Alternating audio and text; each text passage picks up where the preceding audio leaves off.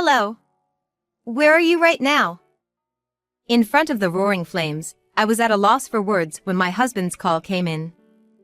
Answering the phone, my husband seemed completely unconcerned about my anxiety as he casually spoke. I'm at my parents' house right now. I came to pick up something I forgot, and I thought I'd stay overnight again. Mom told me to take it easy, so there you have it. My husband, who knew nothing, calmly continued to spin his usual web of lies. It seemed he intended to stay leisurely in his childhood home, just as the fire was raging through it. My anger burned as fiercely as the flames. Sure, go ahead. But your childhood home is burning down right in front of my eyes, I said. Upon hearing those words, my husband's voice trembled with shock. What?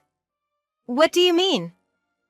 My name is Esmeralda, a 31-year-old homemaker. I left my job in the apparel industry after getting married, a job I had enjoyed immensely, surrounded by cute clothes. However, marriage is about compromising with your spouse's wishes. Ideally, I would have preferred both of us working, but my husband insisted I focus on being a homemaker, so I had no choice. Now, I spend my days leisurely doing housework.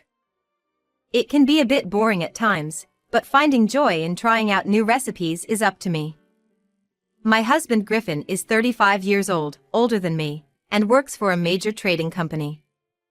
He exudes cleanliness and confidence, always appearing composed.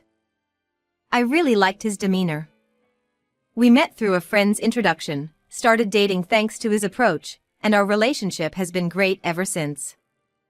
Even after we started dating, my husband has always been considerate and kind to me. I never really had much experience with dating during my school days, especially since I attended an all-girls school. So, it felt like my dream come true. Our relationship continued for 2 years, and considering our ages, we decided to get married. He's a family-oriented person with a good income, so you could say he's an excellent husband. Thanks to him, I can focus on household duties, and I'm really grateful. I didn't dislike my job, but perhaps it was a case of always wanting what you don't have. One thing that concerns me, though, is my husband's demanding job. Lately, my husband seems to be extremely busy with work. He's constantly working overtime, returning home late, often arriving back home after I've gone to bed. Furthermore, even on his precious days off, he's consumed by meetings and preparations and frequently ends up going to the office. Still, he manages to maintain a sharp appearance and heads to work diligently every day. I wonder if this is what it means to be an elite. But what concerns me even more is my husband's health. No matter how strong a worker he is, it's meaningless if he breaks down physically. Judging by his energetic daily commutes, it seems his spirit hasn't waned. He's admirable and truly dependable as a husband. Nevertheless, as a wife, I should at least create a space that promotes his health and well-being. With that in mind, I immerse myself even more in household chores. We may miss each other and feel lonely at times, but it's all for the sake of our family. May my husband stay healthy and full of energy for a long time. I just need to continue supporting him day by day with all my heart. With these thoughts in my heart, I keep striving to do my best for my beloved husband every day. Time passed, and before we knew it, another season had come and gone for us as a couple. My repertoire of cooking has expanded, and I've steadily improved my skills as a homemaker. Nevertheless, I'm confident in my abilities, but I rarely have the opportunity to showcase them to anyone other than my husband. I cook everything from delicious dishes to health-conscious ones. Perhaps I've become a better wife than I thought. Meanwhile, my husband still appears to be incredibly busy with work, and in fact, he seems to be working more overtime than before. Looking back, we've had fewer and fewer chances to converse. Recently, he only comes home about half the week and often spends the night at his parents' house, which is somewhat closer to his workplace. Efficiency-wise, it might make sense, but the frequency is just too high. No matter how work-focused he is, I can't help but feel a bit frustrated. Moreover, his notifications about staying at his parents' house always come right before he should be about to return. I sigh, hoping he could at least give me a heads up by late afternoon. Surely, his parents must also find it inconvenient. I do have worries in that regard, but I find it somewhat burdensome, so I haven't reached out. The reason for my reluctance is simple. My mother-in-law, Hattie, doesn't like me. The cause is straightforward and unchangeable. It's related to my educational background. My husband is highly educated, and I'm just a high school graduate. This seems to irk my mother-in-law. Indeed, my husband, with his degree from a respectable university, is a source of pride for her. However, we chose to marry each other without letting educational backgrounds dictate our love. She never understood that, and every time we met, she would constantly make snide remarks about me. We grew distant over time, becoming stressors for each other. My husband tried to mediate between us, but that's now a thing of the past. Our home and my in-laws' home aren't that far apart physically. Nevertheless, I had come to realize that my relationship with my mother-in-law had become quite distant. If I'm told to stay at such a place, I can't easily interject with anything. That's because I don't want to hear complaints from my mother-in-law anymore. While there are frustrations, there's no need to escalate things. I just wish for just a bit earlier communication. With these thoughts in mind, I tidy up the dinner I had prepared. I thought today's ginger pork turned out well. But before I knew it, I'm sighing repeatedly. Still, if it makes my husband's life easier, I'll try to change my mindset. I tell myself that every time and spend my time in the living room. I hope he comes back tomorrow. For that, I'll plan another delicious meal. This routine continued for a few months until one day, I received a call from my friend Anaya. She's my closest friend and we've known each other for 10 years. Coincidentally, her company is a business partner of my husband's company. She usually contacts me with a high level of enthusiasm, but this time, something was different. It was clear that this was a serious conversation. "Hey, Esmeralda, do you have time this weekend? I've got something to discuss." It was a curious atmosphere, but it didn't seem like the kind of topic to be discussed over the phone. Although it was a few days in advance, I decided to accept her invitation, mentally preparing myself for whatever it might be. On the appointed day, I met my friend at our usual izakaya. It's a quiet and cozy place for a drinking establishment.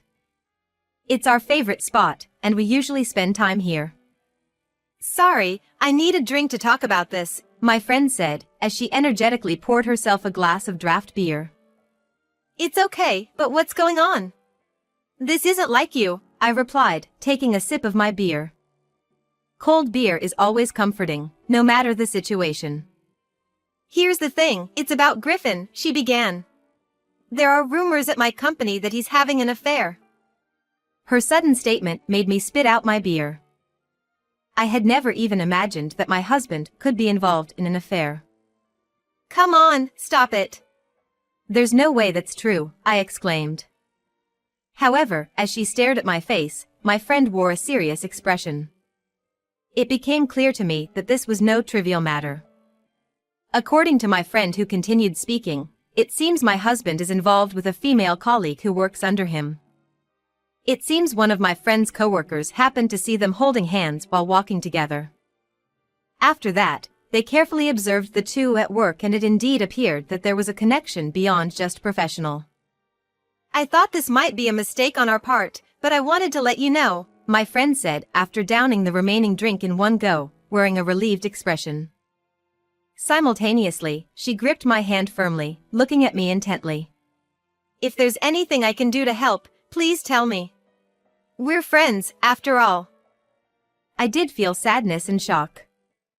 It was only natural to feel that way when confronted with the possibility that your beloved might be cheating. However, my gratitude for my friend and her dependable support outweighed these feelings. "Yeah, thank you. You're the best, Anaya." My friend, who had secretly shared this painful truth with me and offered her support, was truly remarkable. To honor her intentions, I decided to investigate my husband's situation. Upon returning home, I contemplated my husband's usual behaviors. As I thought about it more carefully, there were indeed many aspects that seemed unnatural. His frequent reliance on his parents for the days he worked overtime was one thing, and going out dressed formally on weekends was another. But no matter how much I thought about it, I couldn't find any answers. So, to ascertain the truth, I decided to hire a private investigator. I never imagined I'd find myself in such a situation, so I often consulted my friend whenever needed. I felt anxious and nervous because I couldn't let my husband find out. However, this worry turned out to be entirely unnecessary. After all, my husband rarely came home, and our lives had become a series of passing each other by. As long as I continued to avoid him and go about my life, there wouldn't be any problems. I reminded myself to stay the same as usual, as always, and carried on with my daily routine. I found solace and a mix of emotions in living alongside a husband who showed no signs of noticing anything. 2 weeks after the investigation, I received a report from the private investigator confirming the end of their inquiry. The results were grim. On the day my husband had claimed to be visiting his parents, he was actually at a hotel with his female subordinate. I can't believe my husband actually. In my head, I had acknowledged the possibility. However, deep down, I had still believed in my husband. Faced with the cruel truth, tears welled up uncontrollably. I went over the investigation details meticulously in the living room. Feeling anxious being alone, I asked a friend to join me, and we spent the night talking and drinking. But more than sadness, another emotion started to surface: anger at being betrayed. I made up my mind to divorce my husband and resolve this matter once and for all. Over the next few days, I started taking action without informing my husband. I began with finding a new place to live and planning the move. Surprisingly, this went smoothly, and preparations for the divorce were progressing steadily. I had also already arranged for a lawyer. With so much to do, I was so busy that I hardly had time to dwell on my sadness. Then one night, my friend called me. "Hey, there's a huge crowd outside your husband Griffin's parents' house. It's on fire." His parents' house was on the way from the station to my friend's house. I knew the location because they had helped me before when I was facing harassment from my in-laws. "What? Are you serious? I'll head there right away." I was in the middle of folding laundry, but I couldn't afford to waste any time. I rushed to my in-laws' house. My relationship with my mother-in-law had been strained, but in such a serious situation, there was no time for that. Based on the phone conversation, I knew that both my mother-in-law and father-in-law were outside and safe. That was the only reassuring information I had. When I arrived at my in-laws' house, several fire trucks were already fighting the blaze with water. Still, the flames raged, and the house looked drastically different. This was a serious situation. I hurriedly tried to contact my husband. No matter how angry or resentful I might be, this was something I had to convey. I quickly took out my smartphone, and just as I did, I received a call from my husband. "Hello. Where are you right now?" My husband spoke cheerfully without a trace of concern, completely unaware of my turmoil. "I'm at my parents' house right now. I came to pick up something I forgot, and I thought I'd stay here again today. My mom told me to take it easy, so here I am."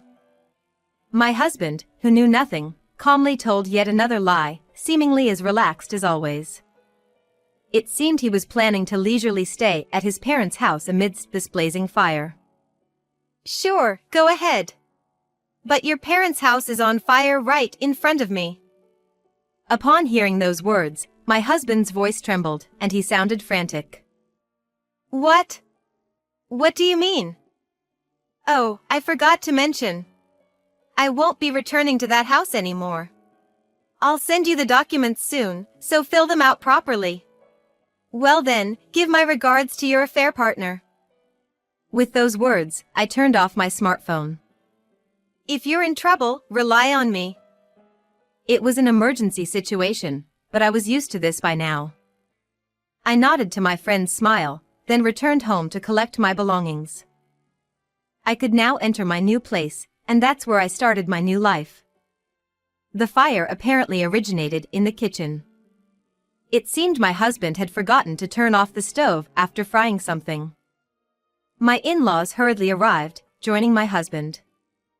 They had lost their place to live, so they ended up staying overnight at the house we used to live in.